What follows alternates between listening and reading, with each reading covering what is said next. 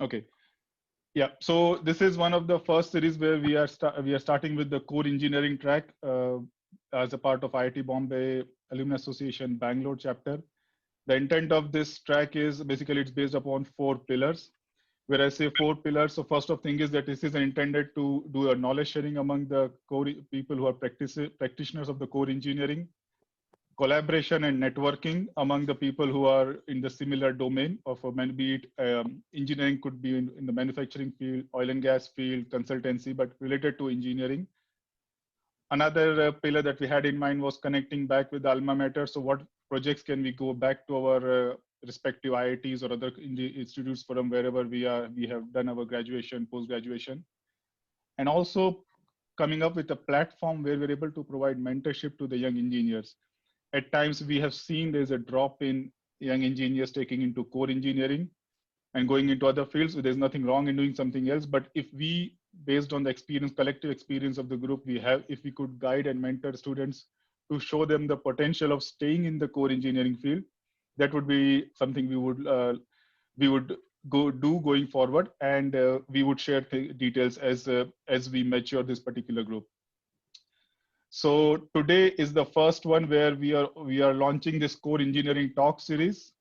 And here our intent is to invite some of the distinguished people in their fields and learn something from them, how they have worked over the years in engineering, and not just doing engineering, but how they have managed the team, built up the team, what has worked well for them, what has not. So in that one, starting with today, we have got Mr. Suresh Naik with us in the call. He is an alumni from IIT Kharagpur. He has worked with TIFR and currently is working in the management of ISRO as one of the managers for managing a team there. And with that, I would like to pass it on to Mr. Suresh Naik to share some of the mantras that would be beneficial for us in the call here. Hi everyone. So nice explanation by Mr. Ali about me. Having worked in ISRO for more than 25 years, plus another 5 years with Tata Institute of Fundamental Research, Mumbai, in Space Physics Division. And both the positions I was somehow attached to space science, space electronics, space research. Now, I will not be talking deep into the technology, but I thought of phrasing the presentation as mantras for organizational success, and I have written there few because it's never complete. Now, whatever is there in the presentation is what has come to my mind now, and during the presentation I might add few more. That is one thing. And I always say whenever I'm presenting some general topics like this, organizational success or people skills or many things, I always say the person who learns most is the person who is presenting. So you know now who is learning the most during this presentation. Now coming to the organizational success, an organization is treated as successful,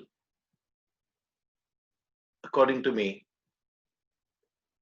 only if the people working for that organizations are happy, and at the same time the goals and expectations of the organizations are fulfilled.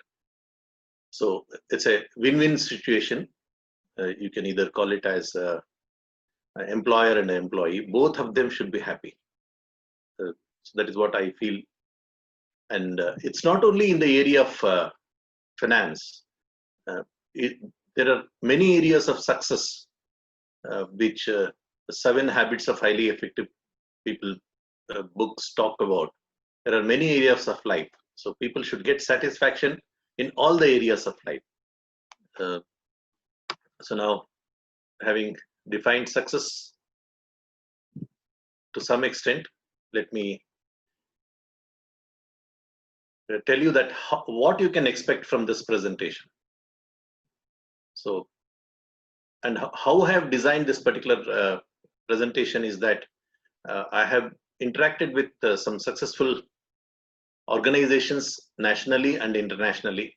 So based on my experience, this is my personal opinion. It's not, anything to do with ISRO's project and things like that. Yes, I have been involved in many projects of ISRO. A few projects were, what do you call it, brand new projects which ISRO had not tried.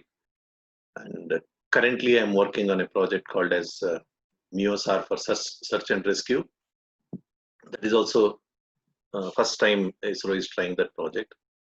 And so based on that, I have listed some of the parameters which makes the organization success.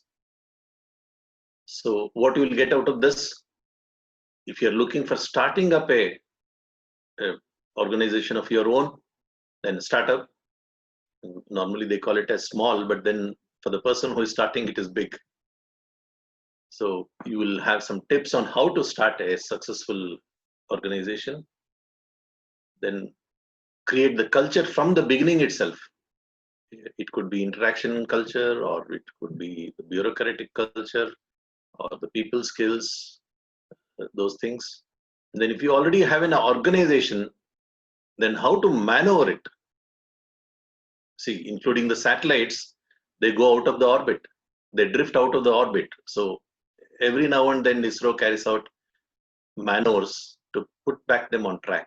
Similarly, any organization, if it goes little out of track, bring it back. And so you have to have a mechanism to sense that it is off track and then bring it on track. And how to instill people skills. What are the people skills which we need to instill as an organization and as a person?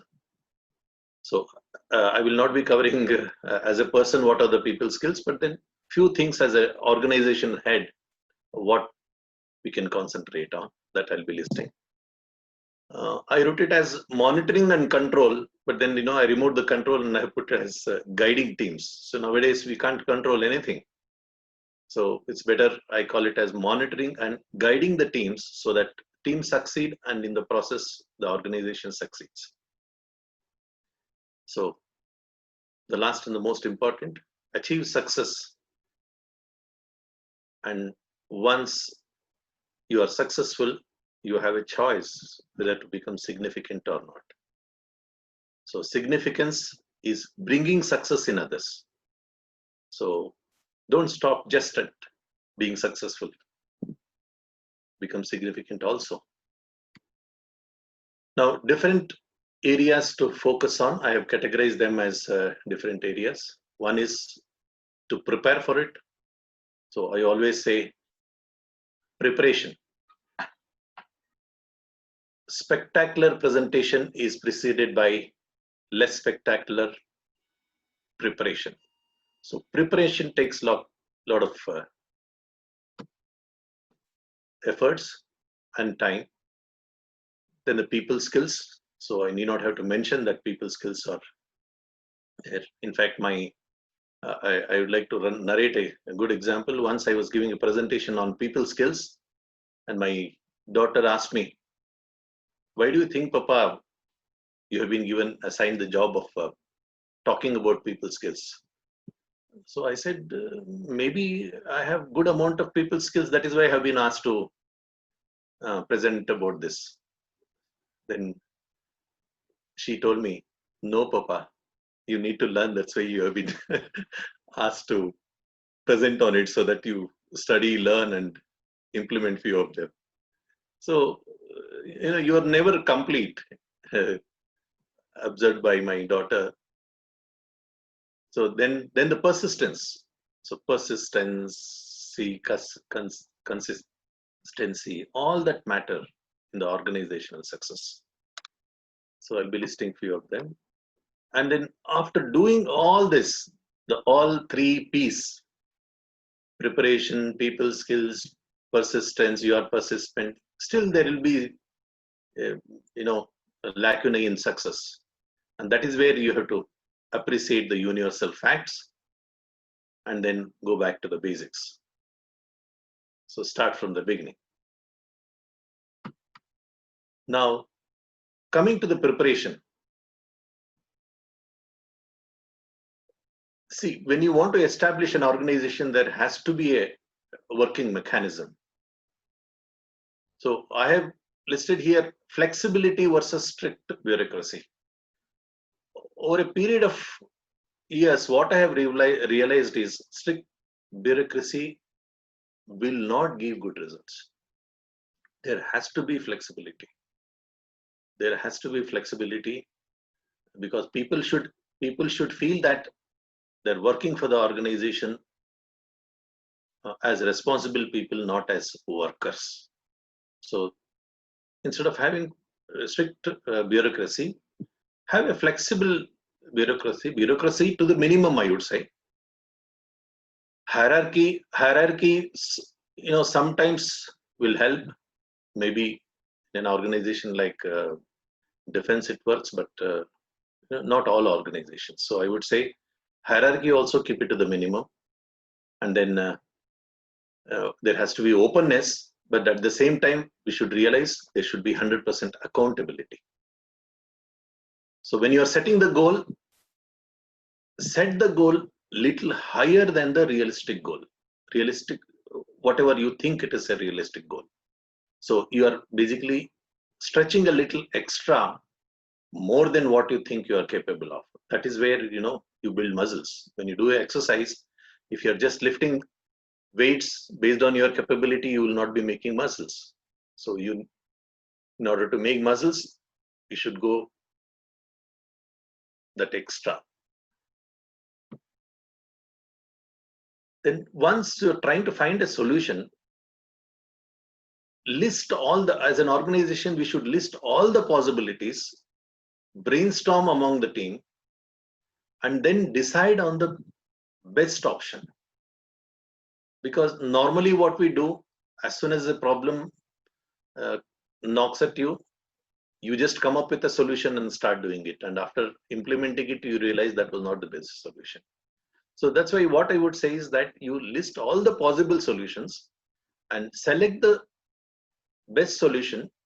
I would say best, it's like this, it should be, one is viable, money wise. Number two, long term also it should be a solution for the same problem. And then future, time wise, everything wise it should be okay. Then only you consider that solution as a solution and start implementing it. Because if your direction is wrong, then you have to come back and start again. So that should not be the situation. So what I have come across in many organizations is that in order the higher ups know about the project, they intervene more frequently. That should not happen. There has to be interaction between the team and the team heads rather than interventions every now and then, which will basically hamper the progress. So intervention, repeatedly asking every day, morning meeting, evening meeting, and where is the time to work? So leave the people to work for some time, but keep interacting with them to see what is the progress and ask them whether they need any help. And then monitoring has to be from suitable experts. So I am stressing that word suitable. Initially, you might select some person based on some criteria, but then when you realize that kind of progress which you are expecting is not coming, then you have to replace the gentleman with a suitable expert. He need not be an expert, suitable person for that particular project. So, and close monitoring has to happen there. So how an organization can achieve good success with the available people is that you have committees at different levels. Maybe a council at the highest level, and then you have committees for the projects, and then subcommittees for the tasks. and then choosing the right personnel for these committees is a good decision, actually. The calculated decision which ultimately taxes you on whether it is success or a failure. Then I have said limited power or an appropriate manpower. We might think that more men will work for men, or more persons will work for work and more work will go on. No, it has to be appropriately decided number, and that number a little less is always better, because you are basically looking for people who get involved a little more, and that's why I said appropriate manpower, size of the manpower. So they always say, if you want to get the work done, give it to a busy person rather than a person who's lazy or who's not working. So that is how limited manpower. Limited means not too less, otherwise you'll be stressing the people. But appropriate manpower is always better.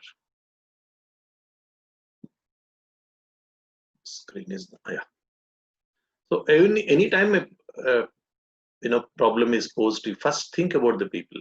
See, let's say your organization, if your interest is only to make money, you will not be getting good results. Whereas if you intend to provide a particular service to people, in the process you get money, then you are more successful.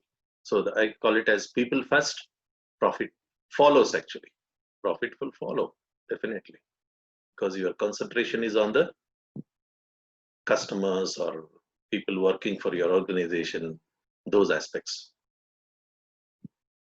So any big task can be broken up into small. Toughest job becomes easier if you break it into small slices. How do you eat a big elephant? Bite by bite. That is how we could do it. And that is why we have this council, which is handling the bigger aspect of the dream or the commitment of the organization, and then committees taking care of different areas and subcommittees taking care of different tasks. So break it. Even space science, if it is broken up into small slices, it is a small task, a cluster of huge number of simple tasks. Most of the time what happens is we are not able to differentiate what priority we should assign to important versus urgent. Again, I go back to the book 7 Habits of Highly Effective People, where he categorizes not urgent, not urgent, urgent, not urgent, important, not important. There the highest priority should be given to important but not urgent. What really happens in our life is that we are concentrating more on urgent aspects, that important things will remain in the back seat, and tomorrow it becomes urgent. So every day we are working with stress. So that should not happen. And most of the time, the techies or whosoever, now because of COVID, we are under a lot of stress because of this, because we are concentrated more on urgent things, and I will not say neglected, but then they were given a second priority. That is where we are undergoing a lot of stress. Then utilize the expertise before outsourcing. See, why I'm telling that I'm not discouraging outsourcing. See, it's always, delegating is different and outsourcing is different. If the work can be done within the organization, it is always better. If there are experts within the organization, utilize them. Other than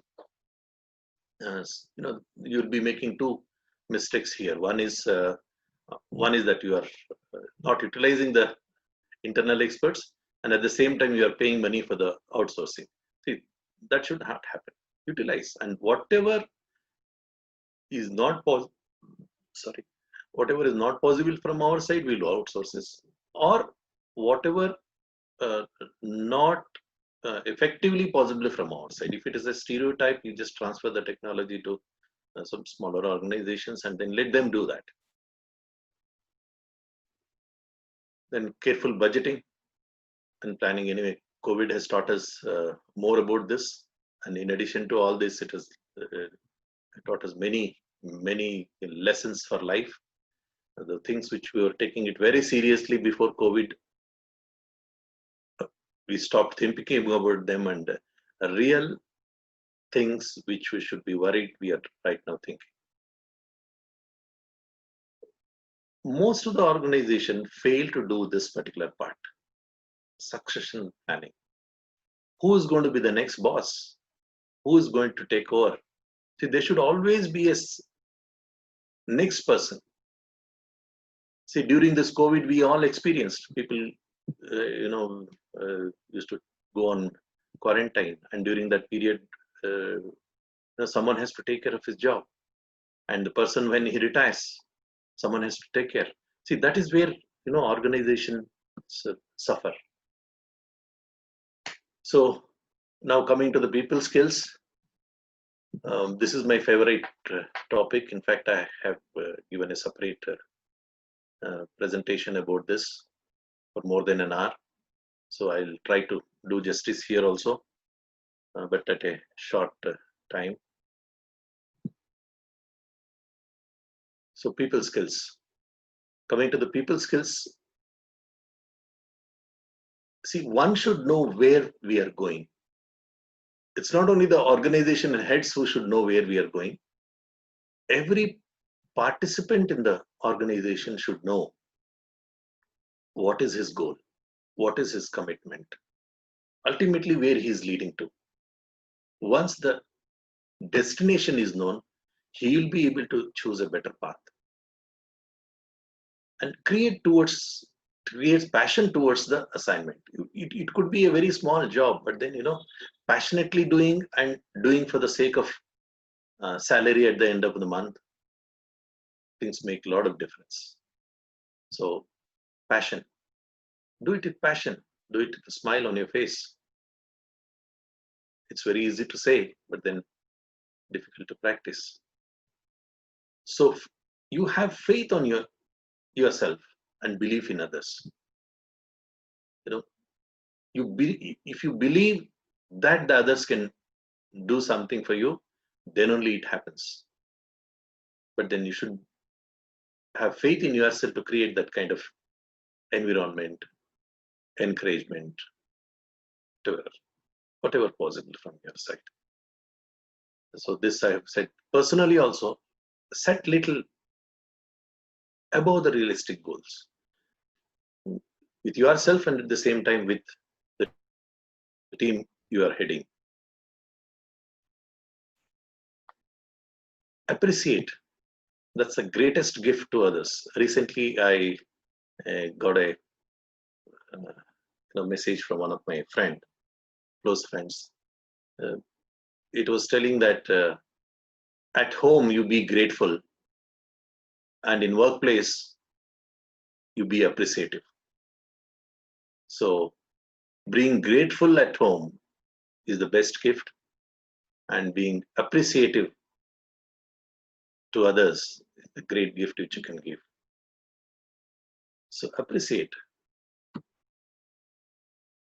So listen. See, listening, two things you'll be establishing at the end of the day. One is that you have given an opportunity for the person to express his views, and at the same time you have understood what is his perception, and you have come to know what is the other perspective which you did not understand. So the same object, if it is looked from a different angle, it looks different unless it is a sphere. So maybe that you have not seen the correct perspective. So by listening from others, you will be able to realize that there is one more view of the same object. So people before profit, I've already explained. So that you create that particular thing whenever you are talking, whenever you are interacting with people, you always put people in the front than yourself. So it's a very good habit which I have, even I need to improve. But then it's all right sharing this particular idea. Self accountability and accountability towards others. So we have to be accountable to someone. First is, do you hire yourself? Whatever you are doing, if you have to hire yourself, if you have to pay yourself the amount you are expecting, do you really give yourself the same? Then you be accountable to others, accountable to maybe your boss or your goal. If you are the highest boss, then it is your goal. And of course, we all have bosses at home.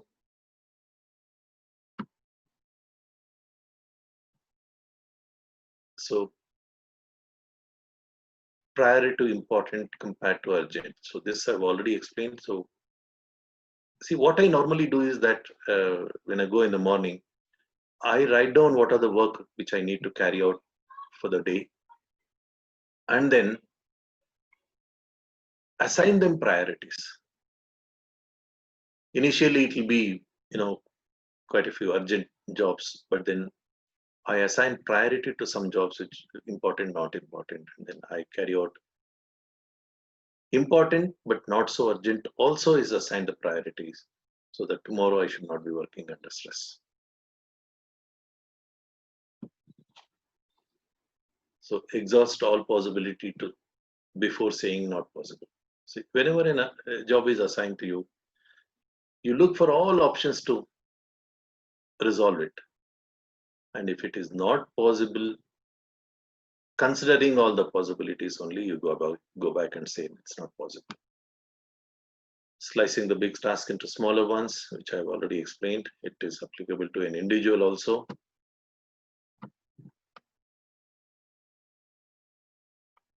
Yeah. Now coming to the delegate wherever possible.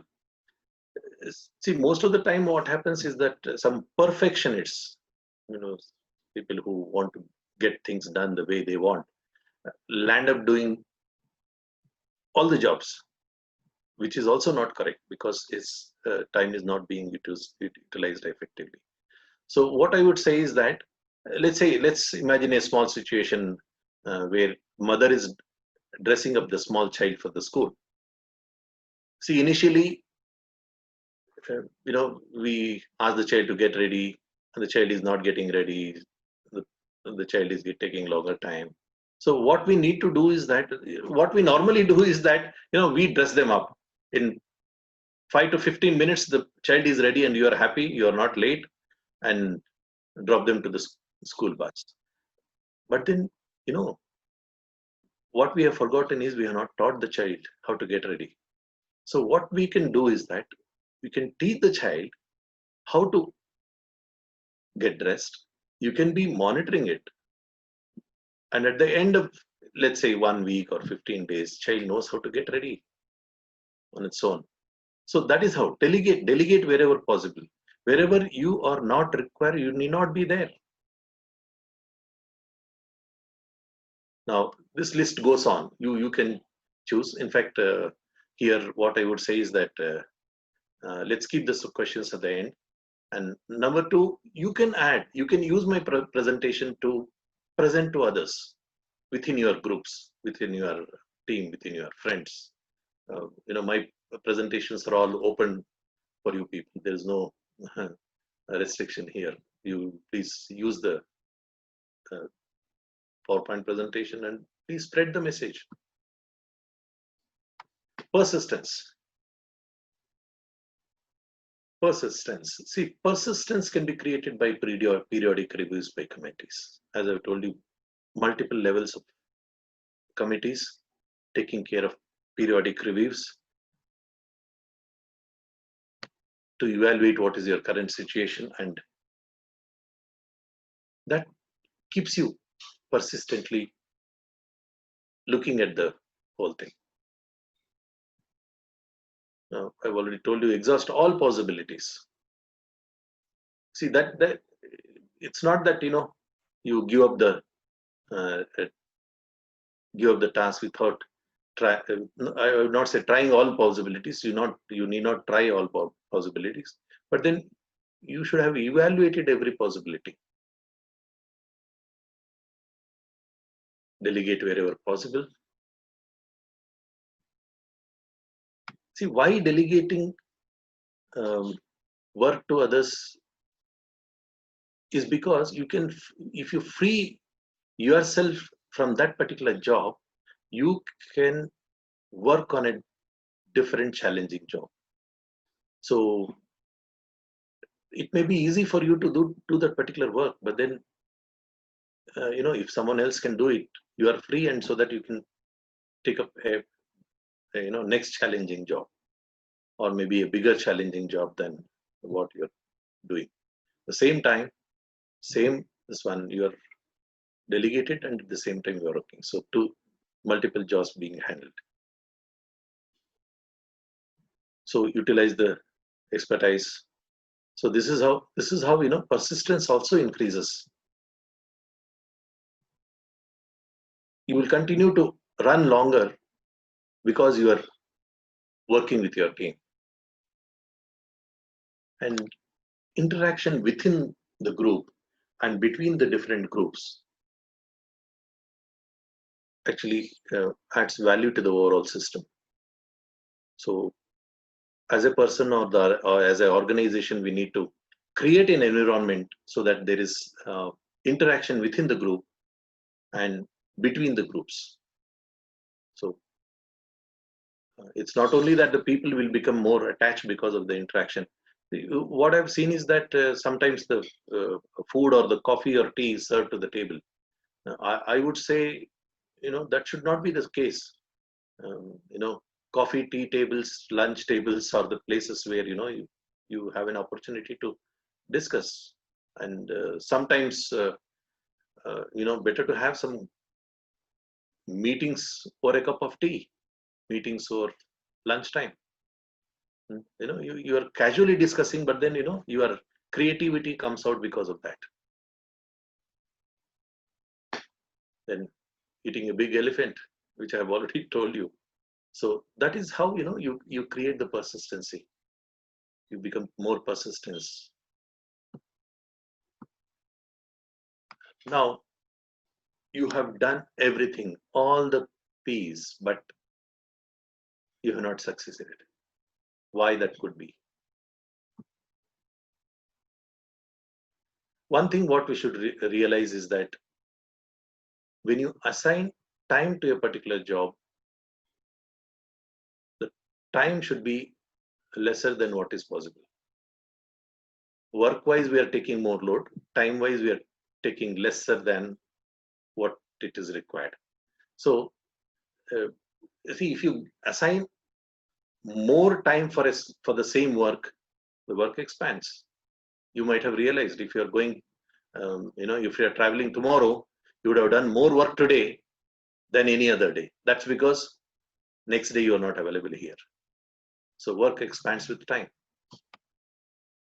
80-20 rule. So 20% of the people accomplish and most of the job, 80% of the job, and 80% of the people are required actually to do the 20% of the job. This we should realize. Not all people work 100% efficiently. Now, success has no shortcuts. And sometimes we think that it is a shortcut and it becomes the long way. So we should realize success is never a shortcut.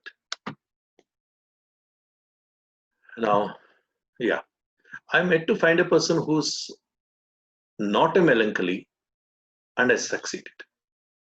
In the sense, one who is not systematic, but still he has succeeded. He or she has succeeded.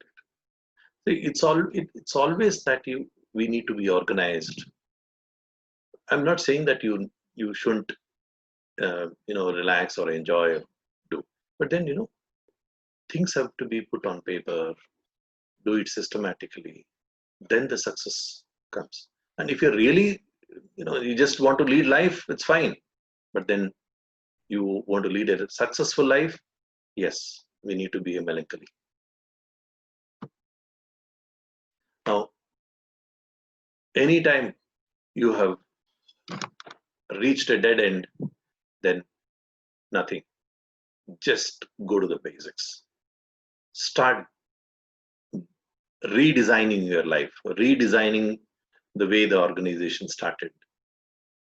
Go back to the basics, and you will realize that somewhere it was derooted. Then that is why you are going to the dead end. So go back to the basics.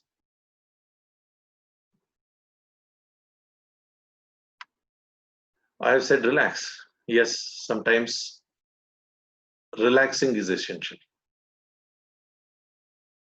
Your mind also needs some rest.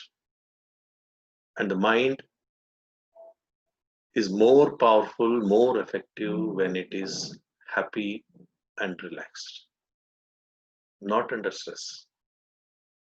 So relax.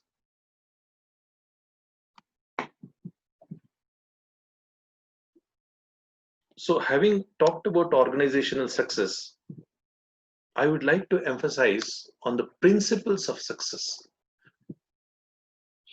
This is very difficult to believe, but then there are some principles. If you follow this, you will succeed. Surprising, isn't it? So I would recommend every participant to watch the movie The Secret. And if you are a reading person, please read the book. And normally one who likes the movie will read the book. And the one who reads the book will see the movie. So this is out of that book actually, and little extension to that. Have a dream. If you're an organization, what is it? What is the organizational dream? Dream is something which you dream when you're not sleeping, daydreaming.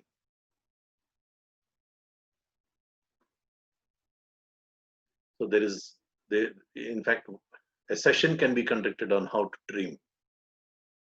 It is not dream big, it is dreaming right. How to find a proper dream. See, sometimes I would, in fact, I have been asked to write all my dreams in a book.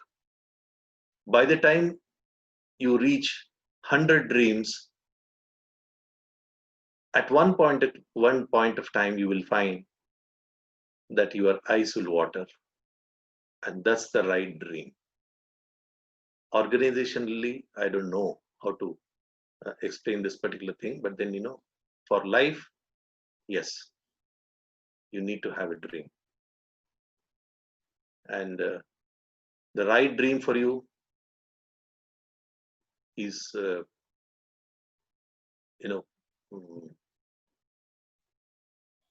found out by doing this particular exercise.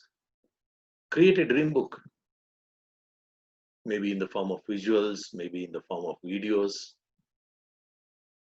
Then dream with a date is the goal. And when you're putting up the date there, setting a goal, take the advice of people who have succeeded. Take the advice of people who have interest in your success. And sometimes it is difficult to choose the person, but then you have ultimately a person who is always above you. That's the Almighty God. So believe in Him. Then coming to the strategy, based on your dream and the goal, work out a strategy. List them. What you have to do. What is the strategy you are employing Then the next steps comes the action. Action, daily deliberate action. You might not look, like that particular action, but then it has to be deliberate because ultimately you want to achieve that particular dream to that date, and you have strategized. So the action which you will be listing, even if you are willing or not willing, or raining, or it's COVID, whatever it is, do that action. So I call this principle as DGSA principle, and I have gone one more step. Visualize every step. Visualize before taking up the job that you have finished the job. When I watched that movie, The Secret, what I have seen that, the achievement has happened twice. You have succeeded twice. One is in the mind first, and then in reality. So visualize every step, every step. Initially, it is difficult to believe that visualization will give you success. But then try with with a cup of tea. Someone offering a cup of tea or coffee, with whatever you like, after this presentation maybe. Visualize. And big step. See, what I would say, whatever I am right now is all because of the DGSA principle, dream, goal, strategy, action, and the visualization which I practice. When I'm driving to my office, I visualize what all works I will be completing, what are the people I'll be involving, and then go there, and the same thing is repeated. So you are seeing the movie for the second time when you're in office. Same thing. So that's 6:46. I have finished my presentation, and don't just stop at being successful. If you are successful, you are too selfish. Become significant. Influence others. Be an example to others, and become significant. That's why we remember Mahatma Gandhi's date of birth, not the people who are successful financially. People who become significant are the people who have made many of us successful. Thank you. Now I'm open to questions. Thank you, Suresh. Thank you for the excellent presentation. I would not waste much time, and I'll just open up the floor for questions. Anybody has any query? I can go through the one which I typed, but it's a good opportunity if anybody want to ask directly. You can unmute, and the floor is yours. Ali, what I suggest is first we'll let us finish the questions which you have typed, and then we go to the new questions. Is that okay? Yeah, sure. That's fine. So we had one query from, I think, Utsab, which was about how to maintain balance between the strictness and flexibility. I think probably on your very first slide. What's the fine balance there? Fine balance between? The strictness and flexibility. Okay. So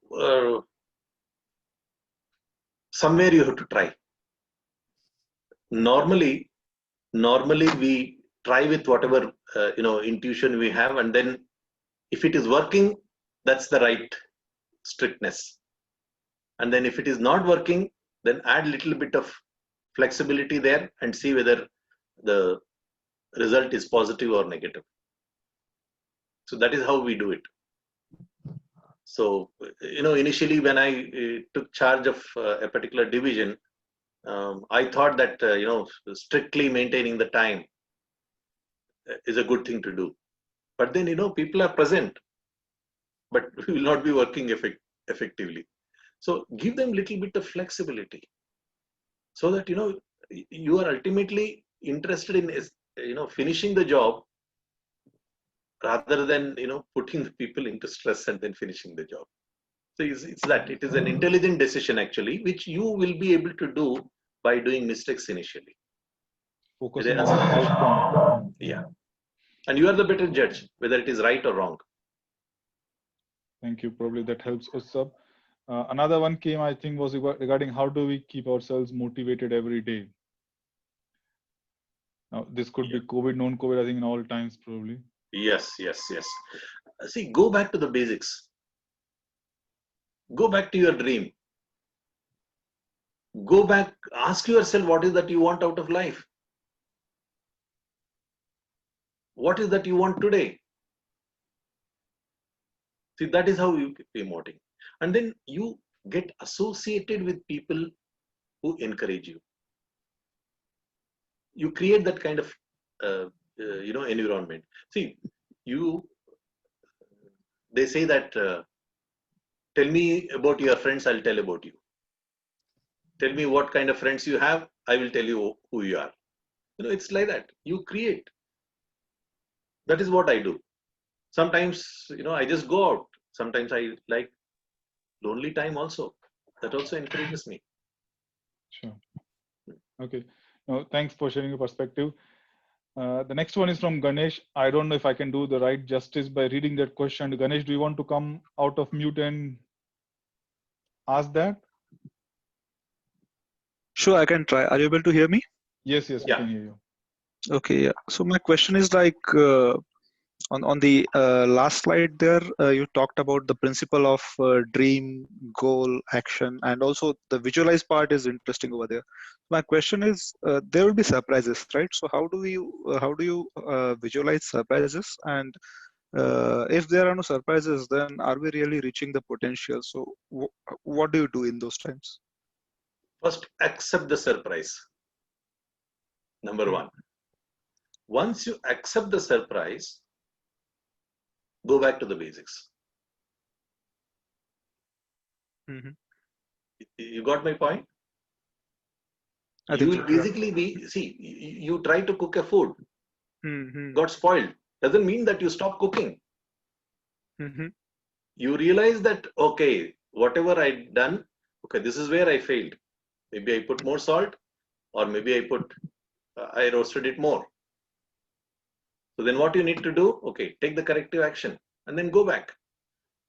See, if you are succeeding without any hurdles, I don't think you'll be happy actually. Success with lot of hurdles will give you a lot of happiness at the end. You listen to any of those success talks. Have you ever heard a gentleman saying, every morning I used to get up and every day I was successful, and then at the end of 365 days, yes, here I am. No. All right. So there's this very cliche saying, sorry, but it says either I fail or I learn. Yeah. I mean, so, or maybe I said it wrong, but yeah, I mean, open to failure or open to things not going right is a very good leadership approach, I must say. But then visualize will help you a lot there also.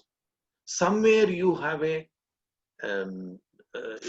doubt that you will not succeed. That is what has created, because whether you call God or whichever God you believe in. See, the secret book or the movie, the principle says that there is no menu list. There is no menu list actually. When you go to a hotel, there is a list. Whereas here, you ask and you will get it. So when you are asking, you should not have any doubt in getting it. See, I want 99% marks. If you, I think I have not prepared for 99 marks. That is where the God says, yes, you are correct.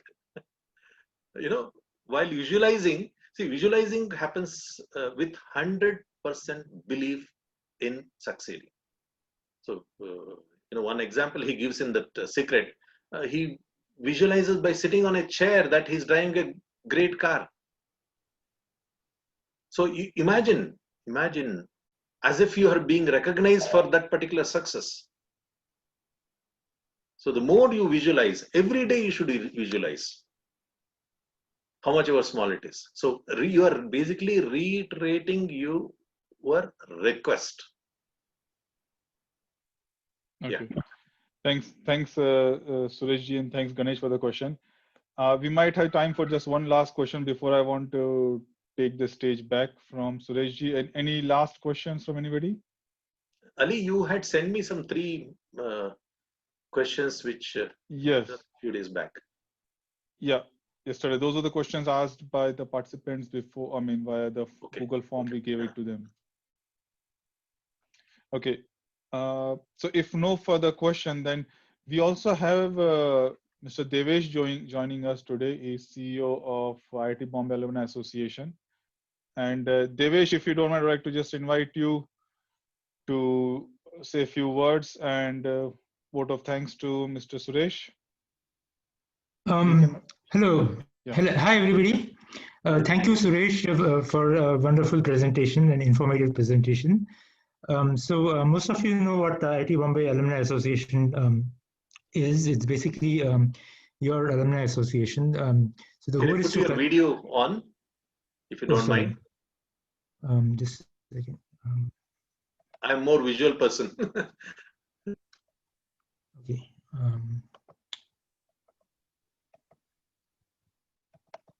Okay. Hi. So IIT Bombay Alumni Association was founded in 2001. It's basically to connect alumni together with each other as well as to IIT Bombay. And the way we work is we have chapters in India and other countries. So in India, Bangalore is one of the chapters, and it's quite active. So you guys have events quite often. So the idea is that each chapter organizes events locally in the geography. Of course, right now, because of the coronavirus, there is no physical events, but the chapters have adapted by doing virtual events. Besides events, we also organize reunions, and we also have some initiatives for students on campus. So, for example, there's a financial aid program, there's a hostel improvement program, and so on.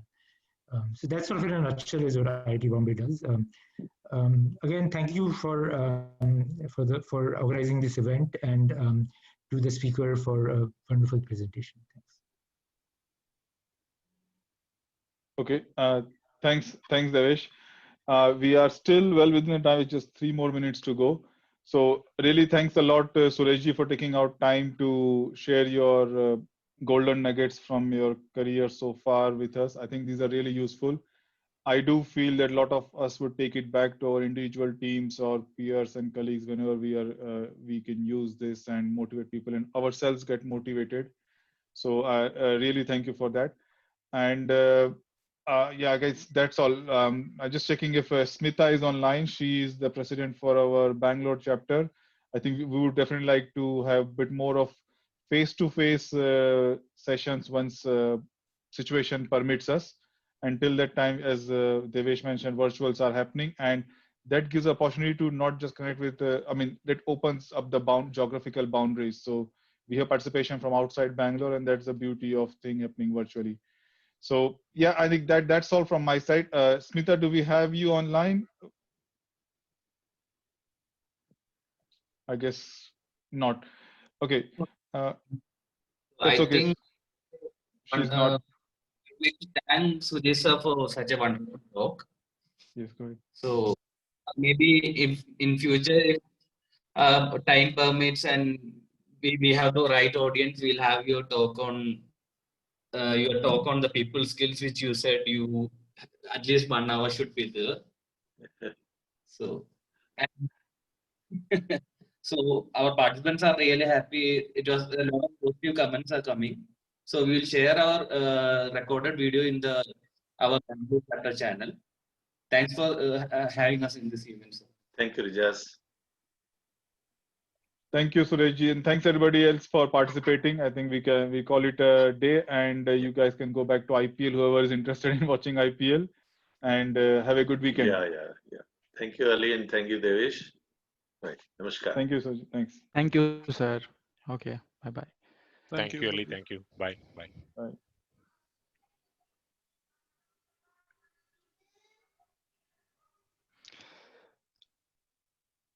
Ali, we can stop the recording, I think.